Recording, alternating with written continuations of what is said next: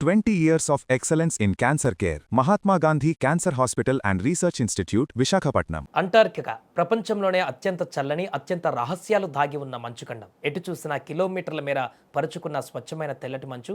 కానీ ఆ స్వచ్ఛమైన మంచు మధ్యలో నుంచి అకస్మాత్తుగా రక్తం లాంటి ఎర్రటి నీరు జలపాతంలా కిందకు దూకితే ఎలా ఉంటుంది? చూడ్డానికి ఏదో హర్రర్ సినిమాలో సీన్లా అనిపిస్తుంది కదా. కానీ ఇది సినిమా కాదు, అక్షరాల నిజం. మరి అంటార్కిటికాలోని ఆ భారీ మంచు కొండలో నుంచి ఎర్రగా రక్తం లాంటి నీరు ప్రవహిస్తోంది.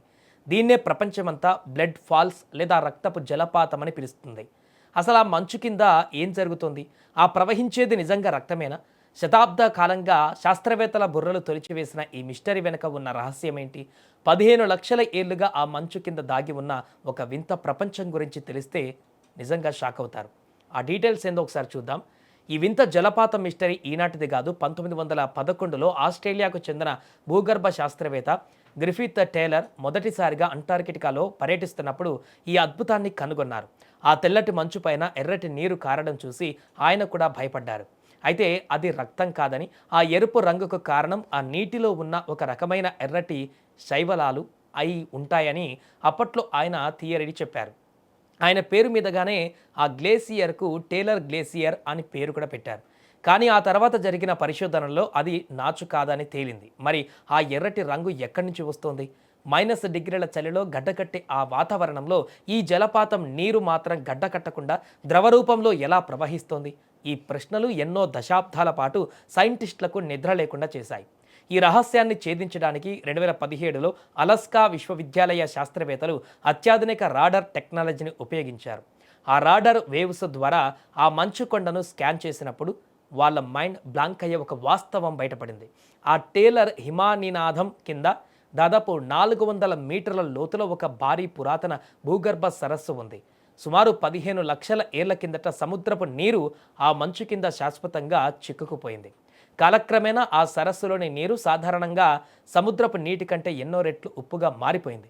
ఉప్పు శాతం విపరీతంగా పెరిగిపోవడం వల్లే -డిగ్రీల చలిలో కూడా ఆ నీరు గడ్డకట్టకుండా ద్రవరూపంలోనే ఉందని శాస్త్రవేత్తలు గుర్తించారు. సరే, మరి అది నీరు ఎర్రగా ఎందుకుంది? అక్కడే అసలు సైన్స్ ఉంది. ఆ సరస్సులోని నీటిలో ఇనుము శాతం చాలా అధికంగా ఉంది. ఆ మంచులో ఏర్పడిన చిన్న పగుళ్ళ ద్వారా ఆ ఐరన్తో కూడిన ఉప్పు నీరు బయటకు రాగానే గాలిలోని ఆక్సిజన్తో రియాక్ట్ అవుతుంది. సింపుల్గా చెప్పాలంటే ఇనుము గాలి తగిలి తుప్పు పడుతుంది. ఆ కెమికల్ రియాక్షన్ వల్లే ఆ నీరంతా అలా ఎర్రటి రక్తపు రంగులోకి మారుతుంది. ఆ ధారణే ఈ బ్లడ్ ఫాల్స్. అయితే ఈ బ్లడ్ ఫాల్స్ కథ ఇంతటితో అయిపోలేదు. అంటార్కిటిక్ సైన్స్ జర్నల్ మరో మైండ్ బ్లోయింగ్ విషయాన్ని బయటపెట్టింది. 15 లక్షల ఏళ్లుగా సూర్యరశ్మి, ఆక్సిజన్ అనేవి లేని ఆ 400 మీటర్ల లోతైన సరస్సులో అసలు జీవం ఉండే ఛాన్స్ లేదని అంతా అనుకున్నారు. కానీ ఆ ఉప్పు నీటిలో ఒక విచిత్రమైన సూక్ష్మజీవుల సమూహాన్ని శాస్త్రవేత్తలు గుర్తించారు.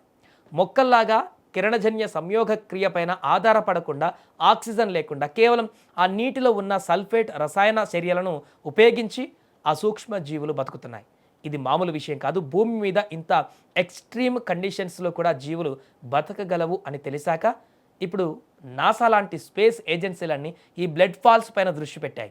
ఎందుకంటే అంగారక గ్రహం లేదా గురుగ్రహం యొక్క ఉపగ్రహాలైన యూరోపా పైన కూడా మంచు కింద ఉన్న ఇలాంటి జీవులు ఉండి ఉంటాయనే ఆశలు ఇప్పుడు రెట్టింపయ్యాయి. అంటే భూమి మీదనే ఒక ఏలియన్ లైఫ్ దొరికినట్లుగా కనిపిస్తుంది. అలా ఒకప్పుడు ఏదో వింత శాపం, రక్తపు జలపాతం అని భయపడిన ఆ బ్లడ్ ఫాల్స్ వెనుక ప్రకృతి చేసిన అత్యంత అద్భుతమైన సైంటిఫిక్ మ్యాజిక్ దాగి ఉందని 100 ఏళ్ల తర్వాత ఫైనల్గా క్లారిటీ వచ్చింది. నేచర్ సృష్టించిన ఈ మిస్టరీ గురించి మీరేమనుకుంటున్నారో, మీ అభిప్రాయం ఏంటో కూడా కామెంట్ చేయండి.